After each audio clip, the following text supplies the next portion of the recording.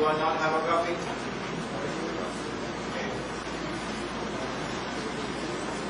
The rabbi said, ask him 3 questions, which only a prophet can answer. Question 1, ask him about the ruh. Question 2, ask him about the great traveler who traveled the 2 ends of the earth. Question 3, ask him about a young man who disappeared aboard the wave. The answers came down in Revelation. The answer to question 1, ask him about the ruh. That answer was placed in Surah Bani Israel, which is Surah number 17. It's also called Surah Al-Isra. But the answers to question 2 and question 3 were placed in Surah Al-Kahf.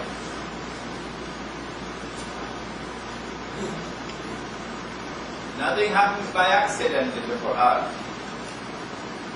There must be a reason why Allah subhanahu wa ta'ala in His wisdom did that. And so we asked last class, in what way is question 1 different from question 2 and 3? And we found in question 1 the target of the question, ruh. When the answer came, the answer was concerning the ruh. So the question was direct. But when we went to question 2, we found, ask him about the great traveler who traveled to the 2 ends of the earth. After Allah subhanahu wa ta'ala had answered the question, journey to the west and then journey to the east, He went on to describe the 3rd journey. And in that 3rd journey, the subject of Ya'juj and Ma'juj emerged. One of the major signs of the last age of Qiyamah, a subject which only a prophet could know. And so we came to the conclusion that the target of the question was concealed. The real target of the question was Magar, but it was concealed. And so question 2 differs from question 1 in that it is concealed. In question 3, since question 3 was answered also in Surah Al-Kahf, and question 2 is answered in Surah Al-Kahf, we now ask, well, what is the difference between question 3 and question 1? If the difference between 2 and 1 is that in 2, the real target of the question is concealed, whereas in 1, the target of the question is revealed, we come to the conclusion that in 3 as well, the real target of the question is concealed. What is the real target of the question? We don't know it yet. So this is the answer to this. In what way is question 1 different from question 2 and 3? In question 1, the target of the question is clear and direct. But in 2 and 3, it is concealed. Now comes the second matter that we discussed in the last class. When Allah answered the first question, His way of responding was, وَيَسْأَلُونَكَ عَنِ الرُّوحِ, and they question thee, O Muhammad alayhi salatu wasalam, about the ruh. They, who are they? Obviously, you cannot deal with this subject without going into the circumstances of the revelation. They being the rabbis. And he identifies the question, the ruh, and the question be concerning the ruh. When he answers question 2, he uses the same method. This is in Surah الكهف. وَيَسْأَلُونَكَ عَنْ ذِي الْقَرْنَيْنِ. And the question be about Zulqarnain, the great traveler.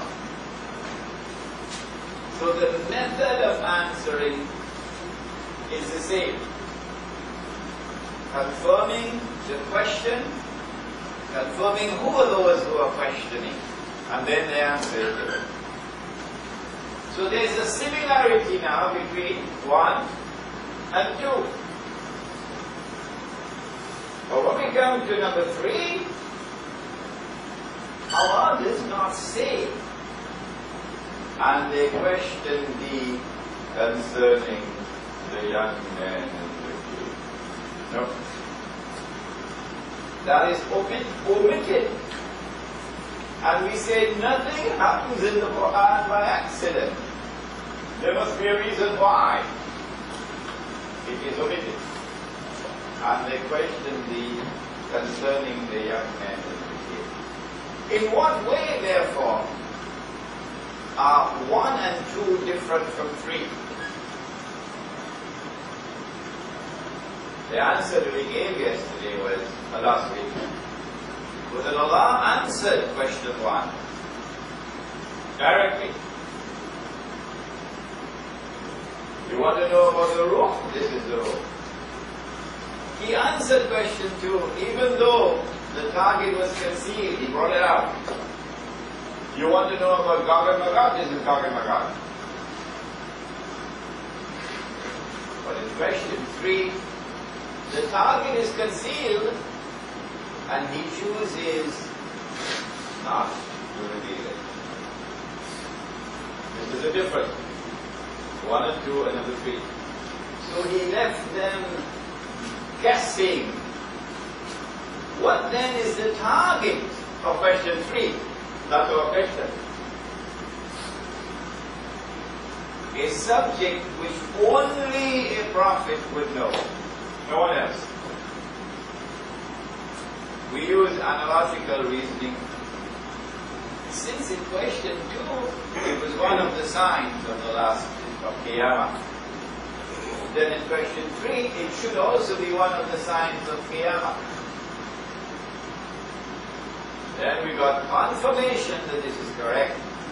When the Prophet ﷺ, he explained, recite Surah Al-Kahf, the first 10 ayat, for protection from the fitna of Dajjal. And that is how we were able to come to the conclusion that the rabbis wanted to know whether Nabi Muhammad alayhi salatu wasalam knew about Gog and Magog, knew about Dajjal, and knew about that tricky question. We explained to you why it was tricky. We don't need to repeat. Having done that in the last class is a very important reasoning. We now, in today's class, give you an introduction to Dajjal. Who is Dajjal? The Prophet ﷺ described him as Al-Masih al-Dajjal. Dajjal, who will impersonate Al-Masih, the Messiah. And so he's called the false Messiah, the great pretender. The Christians call him the Antichrist.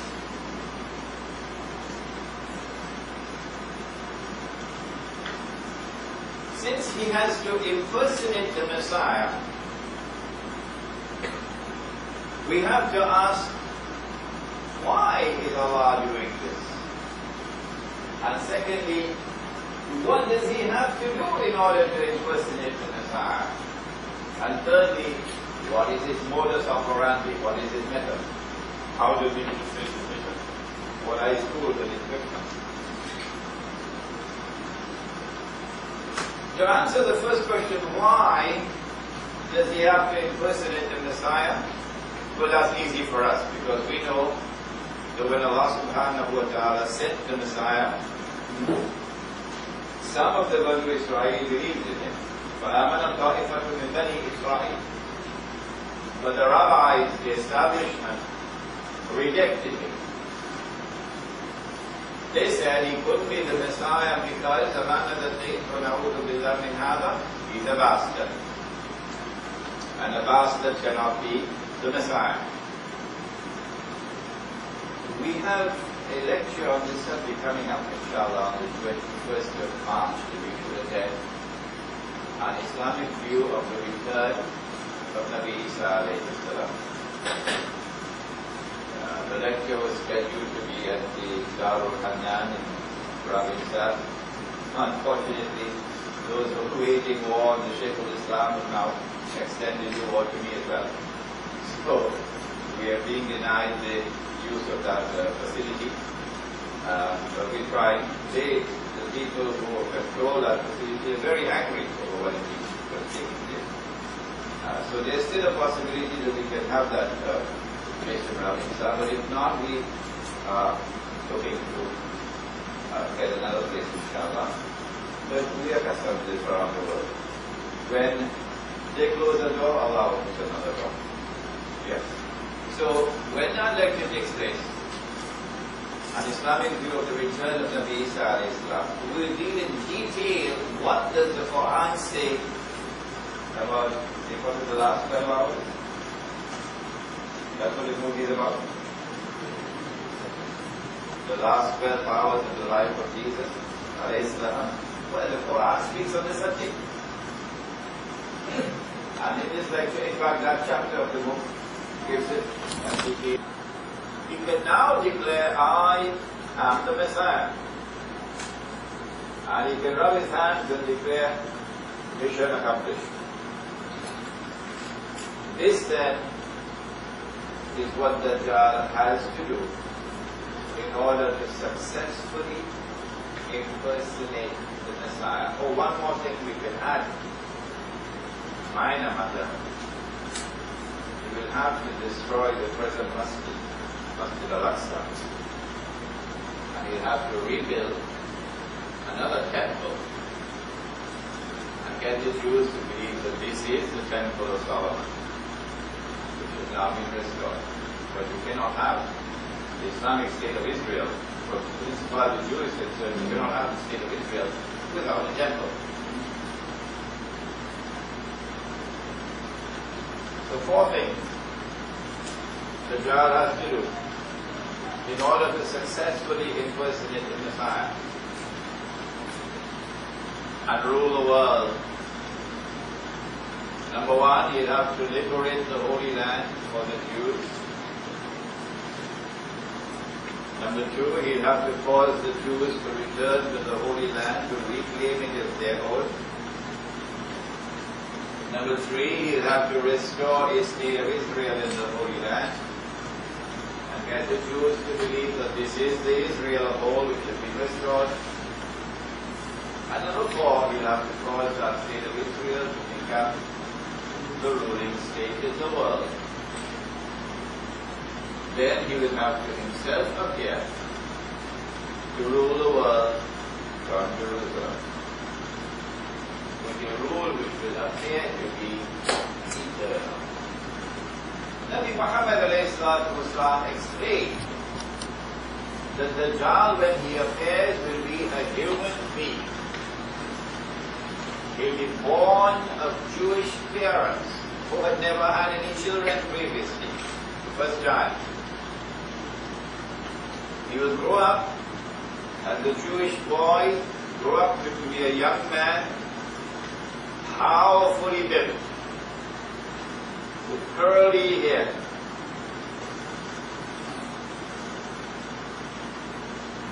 He also said something about his eyes. is that every prophet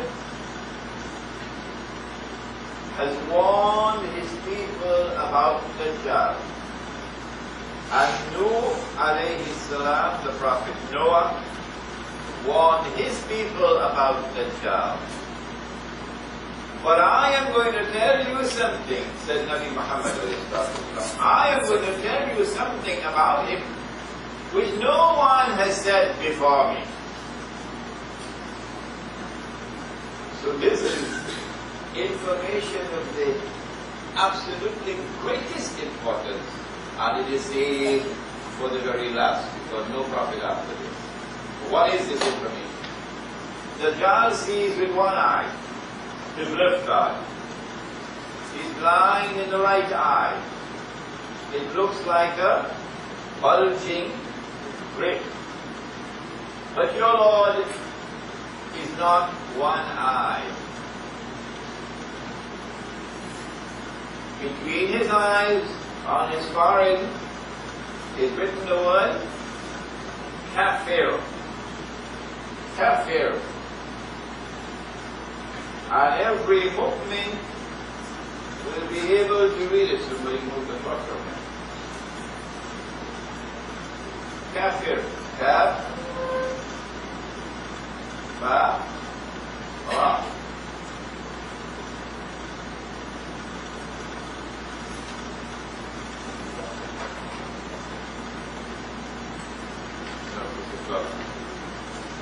Between his eyes, on his forehead, is written the word Kafir, disbeliever. And every mu'min will be able to read it. Who is the mu'min?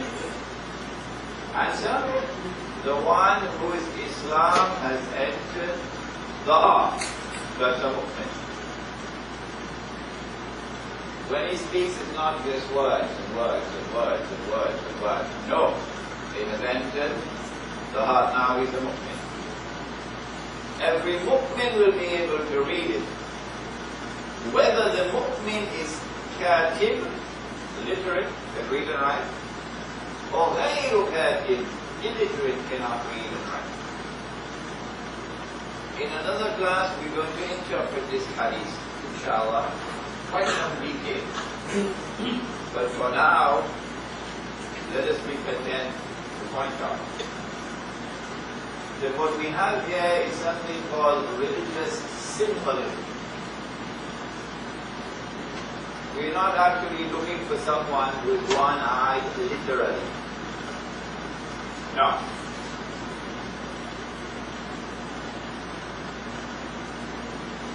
The left eye symbolizes external vision. The right eye symbolizes internal vision. Because the Quran points out that the heart can see, and the heart can hear, and the heart can understand. The Quran points us out. So the Quran teaches that we have two means of seeing. One with our external eyes, and the other with our internal eyes. This is in the Quran in many places, many places. So the left eye symbolizes external sight, so you can see. The right eye is blind, so it symbolizes internal blindness.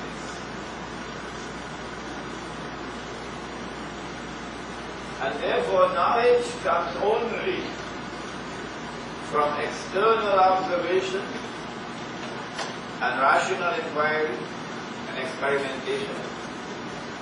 Knowledge does not come from any other source. If it comes from any other source, it will not be recognized as knowledge. It will be declared to be something that should be sent to a place in Orlando called Disneyland. And so there ain't no such thing as revealed knowledge.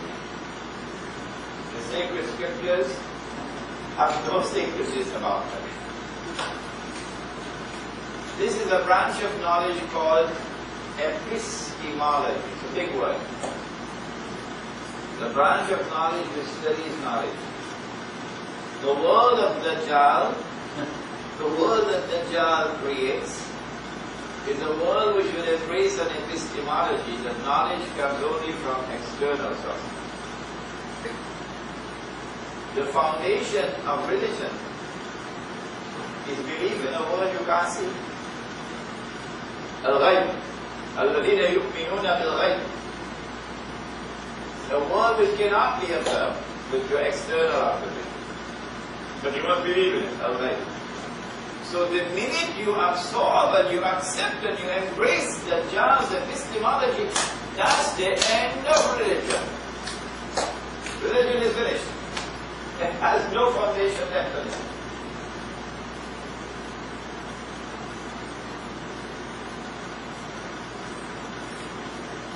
This then is a brief description of Dajjal. The Prophet ﷺ describes some of his methodology, how he will operate in order to achieve this fabulous feat of one man eventually ruling the whole world.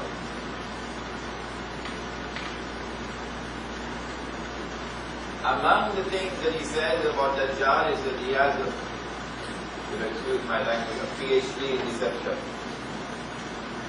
A PhD in deception. He comes with two things, a river and a fire,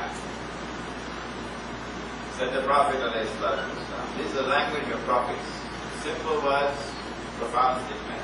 He comes with two things, a river and a fire. But his river is a fire. And his fire is the cool waters of a river. The river, of course, symbolizes heaven, and the fire symbolizes hell. Whoever falls in his river will have his load of sins increased. And whoever falls in his fire will have his load of sins decreased. In other words, Dajjal takes the road to heaven and makes it look like the road to hell, the fire. And he takes the road to hell and he makes it look like the road to heaven, the river. In other words, appearance and reality are completely and totally different from each other whenever the Dajjal strikes. What a thing is will be quite different from what it appears to be. And those who formulate judgment based only on the left eye, external observation, rational inquiry, experimentation. Those who formulate judgment based only on external observation will be able to analyze only the world of appearances, and they will always be deceived. The only one who can penetrate the reality when Dajjal attacks, to see things as they are, not as they appear to be on CNN and the New York Times. The only one who will be able to penetrate the reality of things when Dajjal attacks is the one who sees not only with the left eye, external observation, but also with the right eye, namely internal, intuitive, spiritual insight, which is something that only the believer has.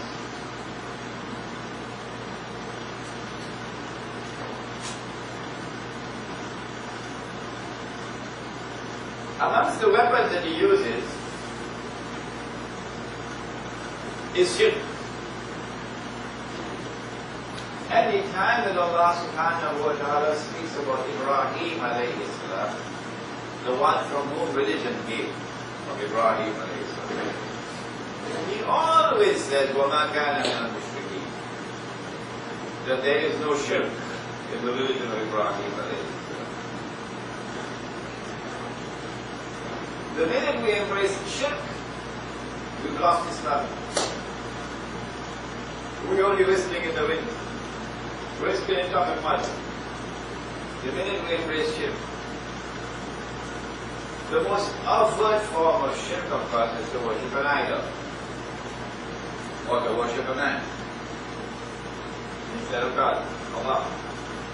But the Prophet warned that when the child strikes with shirk, it ain't going to be so plain and clear that you could easily recognize it. It will be very difficult to recognize that shirk when the child strikes you with shirk. How difficult, Yasi? How difficult would it be?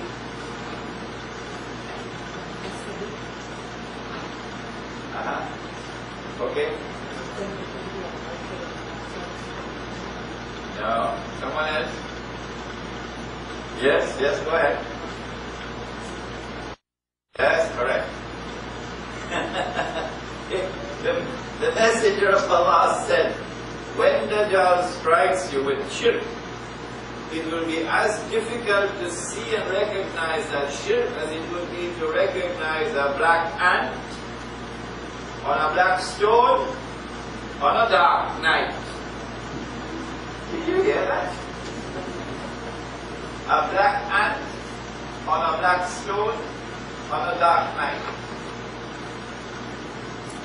Who can see such an ant? Except the one who has a flashlight. Huh? You need light. You didn't forget that light with a PhD from UWI. No. The light that you need to be able to recognize the shirk when the Dajjal attacks is a light which comes only from Allah. Noor from Allah. Noor is not a fellow living in Singapore. Noor means lightness. Light. Allahu Noor as-samawati wal ard. Allah is the Noor of the heavens and the earth. يَهْدِ اللَّهُ لِنُورِهِ مَنْ يَشَاءُ. Allah guides to His Noor whomsoever Allah wishes to guide. Our elders knew this subject very well. We live in an age today when knowledge is leaving, departing us. So what was known very well by our elders in Trinidad today is being lost. That Noor. The Prophet said, alayhi salatu wasalam, a hadith of Mawlana Ansari is very fond of quoting. Ittaqu firasat al-mu'min. Fear the firasa, the awesome, internal, intuitive, spiritual insight and wisdom. Fear the firasa of the mu'min. The mu'min, the one whose Islam has entered the heart. فَإِنَّهُ يَنْزُرُ بِنُورِ اللَّهِ. Because when he sees with the nur of Allah. The Dajjal attacks not only with shirk, that shirk is today all around us. We should recite Surah every Friday. Friday. Only time we use the word Friday. We shirk. Yeah? We shirk. All the days of the week like that. And all the months of the year like that. Just check it out in your encyclopedia, you'll see for yourself. Friday is the day of Fry. Fry is the Scandinavian goddess. It was Hanuman Day that everybody would recognize. You can't call it Hanuman Day, man. Why do you call it Hanuman Day? You could call it Friday. Friday is a Scandinavian goddess. This is why we always have to be making dua. Oh Allah, kindly forgive us the shirk that we commit knowingly or unknowingly. Knowingly or unknowingly. Kindly forgive us. The shirk is present in the political system.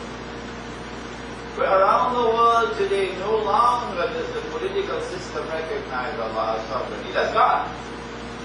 It used to be there. The Hindus had it, the Christians had it, the Jews had it, the Muslims had it, everybody had it. A political system would recognize sovereignty above and beyond the world. until it's gone, a new secular age has come, which recognizes no sovereignty beyond the sovereignty of the state. Allah's authority is no longer recognized as supreme. The authority of the state is supreme. Allah's law is no longer recognized as the supreme law. The law of the state is the supreme law. Allah can make something halal, the state can make it haram. Allah can make something haram, the state can legalize it and make it halal. All of this is shirk.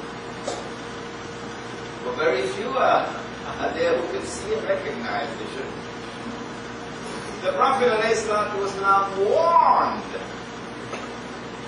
that the age of Dajjal would be the age of Kathratul Riba. Riba, taking control of the economy around the world in the age of Dajjal. That's already with us. The Prophet ﷺ spoke about Dajjal, and he said that the last people to come out of Dajjal will be women. The last people to come out of Dajjal will be women. Remember Kalibara? The last people to come out of Dajjal will be women. And a man would have to return to his home and tie down his wife and sister and daughter to protect and preserve them from Dajjal, indicating that they'll be under his spell, brainwashed. You could warn them and you don't want them, they make no difference, like water falling on the back of a duck. You have to use coercive authority on them to be able to protect them from being seduced by Dajjal. That hadith is today fulfilled in the modern feminist revolution. There are several ahadith of Dajjal concerning Dajjal which show the link with the continuing scientific revolution. You're not finished yet. In fact, there are ahadith on the basis of which we can predict what's coming in the world of science tomorrow. Dajjal is going to ride on a donkey. The donkey will travel as fast as the clouds. The donkey will have his ears stretched out wide. For those who are incapable of sourcing knowledge other than that which is literal, that is, which is through observation. For such people, they insisted we got away from that flying donkey. It is not our intention to speak disparagingly about them or to make fun of them. That's not our intention. But there are lots and lots and lots of scholars today who are imprisoned in that prison of being incapable of understanding anything else except that which is literally presented, and hence incapable of grappling with the subject of religious symbolism. Incapable. You and I can easily recognize that flying donkey.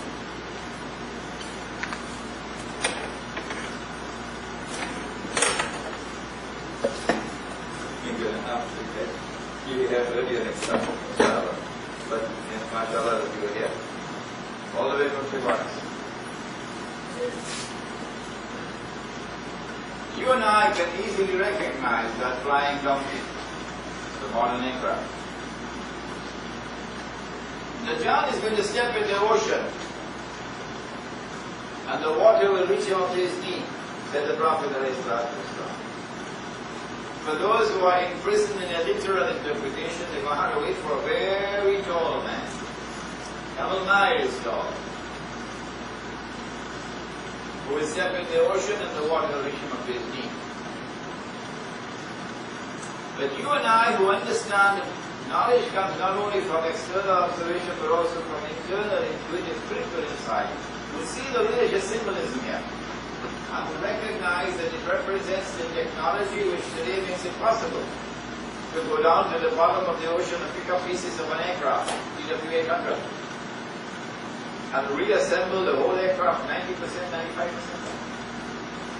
The Dajjal is going to be jumping about between the heavens and the earth,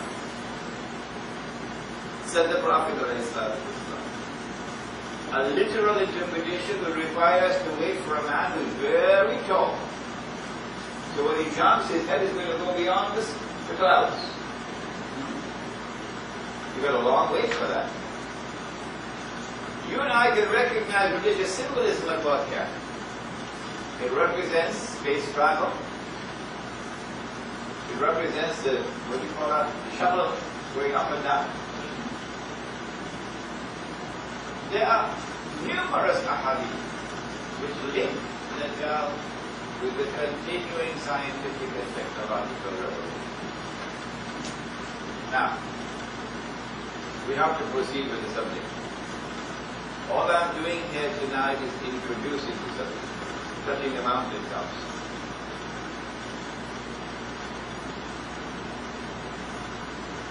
The Prophet ﷺ is in Medina, and a man named Tamim al-Dari, a Christian, takes the Shahada, becomes a Muslim. And he comes to the Prophet ﷺ and he narrates an event. The Prophet ﷺ asked the people, keep sitting after the Salat. I have something to say to you. Tamim al-Dari came to me and told me something about Dajjal which confirms what I've been saying to you.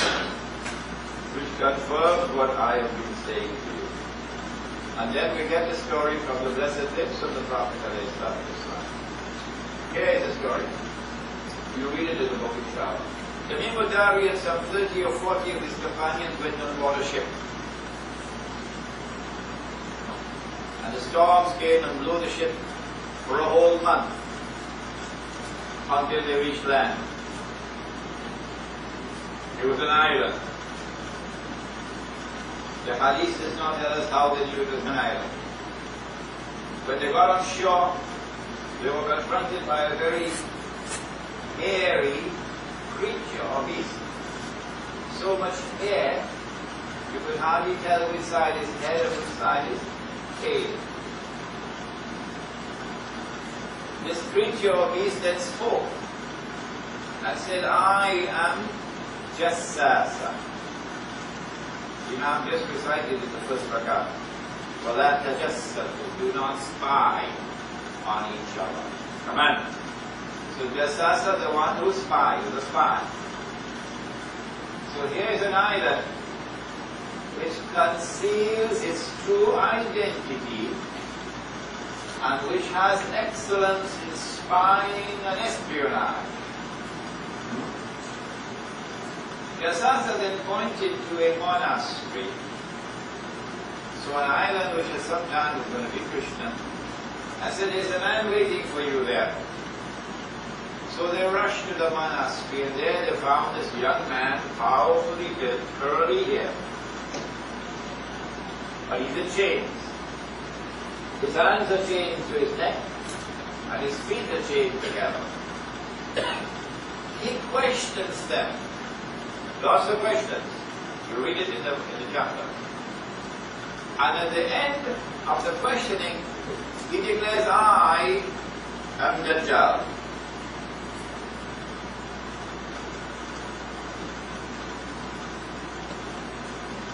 And when I am released, so up to this moment in time, he's not as yet released by Allah subhanahu wa ta'ala.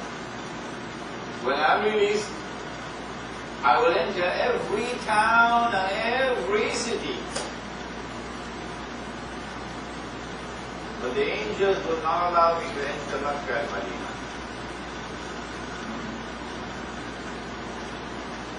This is the hadith that the Prophet ﷺ narrated.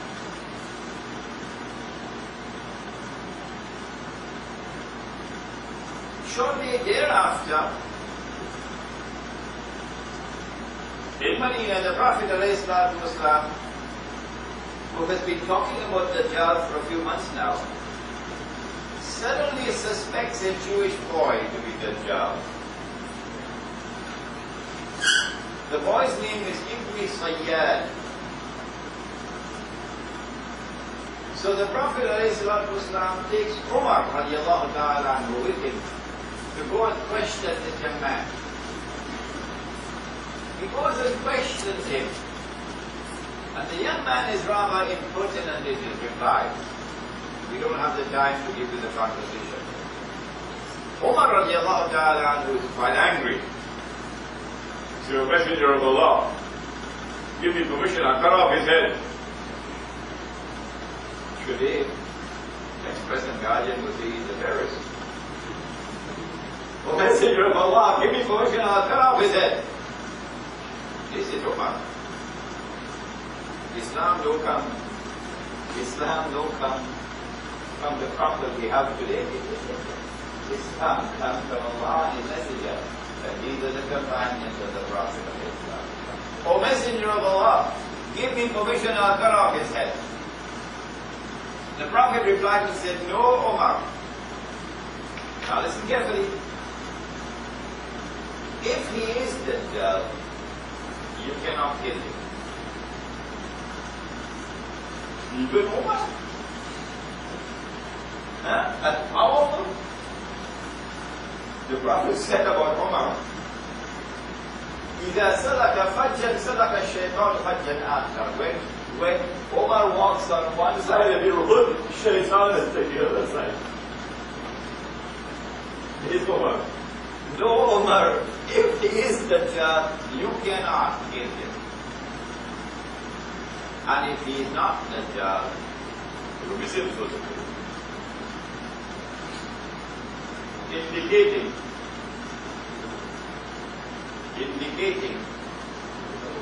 that the possibility exists that he can be Dajjal. Indicating that the possibility exists that he can be Dajjal. But that possibility cannot exist unless Dajjal has been released. And so what this event is tailored and programmed to convey to us is the news of the release of Dajjal, which took place in the lifetime of the Prophet of Islam. If Dajjal has been released, and he is now commencing his mission to impersonate the Messiah and to eventually rule the world from Jerusalem, the way George Bush is ruling from Washington, where is he? Now comes the hadith, which is the crucially important hadith, so important that I got a Malay artist to design the cover of this book based on that hadith. You see 3 circles on the cover of it. Here's the hadith. When Dajjal is released, he will live on earth for 40 days. We took up this subject earlier. You remember the first masjid and the second masjid, that there were 40 years in between? Remember? And we said, wait a minute now. But history, we know, is a couple thousand years, not 40 years. And we realize that there are different dimensions of time. So we don't take this literally. When the Dajjal is released, he'll live on earth for 40 days. One day like a year, one day like a month, one day like a week, and the rest of his days like your days. Like your days. No, I put it incorrectly. Yawmun kasanati, a day which will be like a year.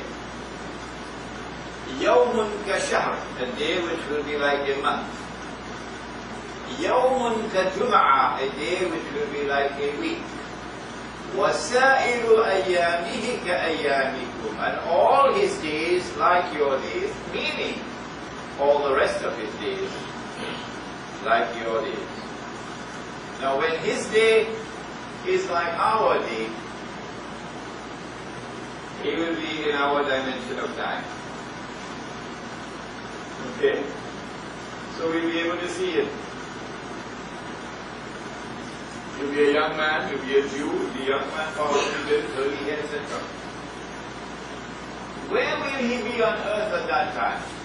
Jerusalem. Ruling the world from Jerusalem. That's where he will be on earth. Or where will he be on earth when he is in a day which is like a year, and a day like a month, and a day like a week? This, I believe, is the most important point brought out in this book. For the first time ever, it is brought out in this book. When he is in a day like a year, he is not in our dimension of time, so we can't see it. Similarly, with a day like a month and a day like a week, we can't see him. But he's on earth. Are there angels here? In this room?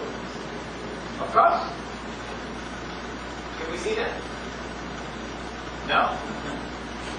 Can an angel appear in a form that we can see the angel?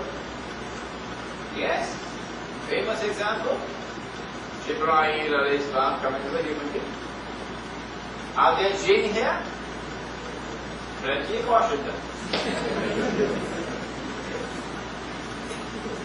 Can we see them? Can we see them? No. Can a jinn appear in our world that we can see the jinn? Which one? Iblis. Iblis appeared as an old man with a walking stick, remember? If you don't remember, you got homework to do. Similarly, Dajjal is in a world where we can't see him, but he's there. And at the last stage of his mission, when his day will be like our day, he will enter into our world, we'll be able to see him. Where will he be when he's released in a day which is like a year? Answer is very simple. He has to be on that island. When he's released in a day which is like a year, he's got to be in that island, which is about 1 month's journey by sea from the Arab world, which conceals his true identity. Outside it looks as one thing, but inside is something else. And which has a PhD in spying and espionage. Which island is it? Don't tell me Singapore. Every time I ask this question in Malaysia, first answer Singapore. Which answer? Which island is it? My answer. This is my answer. And anyone is free to differ with me and say I'm wrong.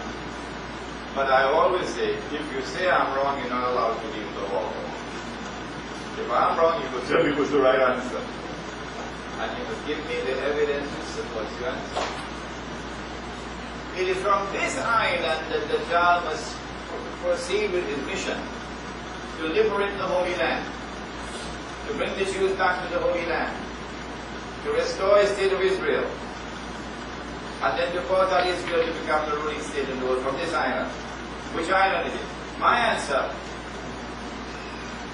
And I'm only giving you a small amount of evidence. There's much, much more. In 1917, October 1917, it is the British government which issued the Balfour Declaration that it is the intention of the British government to work for the establishment of the Jewish national home in the Holy Land. In December 1917, it is the British Army led by a British general, Allenby, who defeats the Turkish army, liberates the Holy Land. Between 1917 and 1948, Britain has the mandate power over the Holy Land conferred by the League of Nations. And during that period of time, the Jews are allowed to return, European Jews. In 1948, Britain acts as the midwife for the baby to be born, the state of Israel. And so I have come to the conclusion that the island in the hadith of Tamim al-Dari is Britain. And so when Dajjal is in a day which is like a year, Britain is his headquarters. And I notice that he who wants to rule the world eventually transforms Britain into the ruling state of the world. Suddenly and mysteriously, Britain becomes the ruling state of the world. I'm running out of time. In the First World War, we notice the transformation, the transfer of power from one ruling state to a second. The United States of America replaces Britain and becomes the second ruling state in the world. The United States of America maintains the strangest and most mysterious and most mystifying and most inexplicable relationship with Israel. Don't bother to attempt to explain the U.S.-Israeli relationship using any tools of political analysis. There is only one man who can explain the relationship between the United States of America and Israel, and that man is Nabi Muhammad sallallahu alaihi wasallam. Nobody else can do it. What is the explanation? Dajjal is now in a day which is like a month. And so we have a second ruling state. The most important point that comes out of this book, Jerusalem in the Quran, is that we are now living at that moment in time when a day which is like a month is coming to an end, and a day which is like a week is about to commence, namely stage 3 of the mission of Dajjal. When a day which is like a month comes to an end, then the United States of America will no longer be the ruling state. A third state will have to be the new ruling state. Which will it be? Don't tell me Japan. Don't tell me China. UWI can't answer this. The think tanks in Washington cannot answer this. Only those who study at the feet of Nabi Muhammad sallallahu alayhi wa sallam, only they can say that the new ruling state in the world is going to be the state of Israel. Only they can say. When Israel becomes the ruling state in the world, and Dajjal will have moved to a day which is like a week. How long will a day like a week last? I got this question from Montreal, the Chinese scholar in Montreal. We can only make a guess. We cannot speak with precision. Maybe about 30, 40 years, Israel will be ruling state in the world. And at the end of that time, Dajjal now enters into a day which is like our day. At that time, Imam al-Mahdi also emerges. At that time, Nabi Isa al-Islam returns. And so those who are young may live to see this.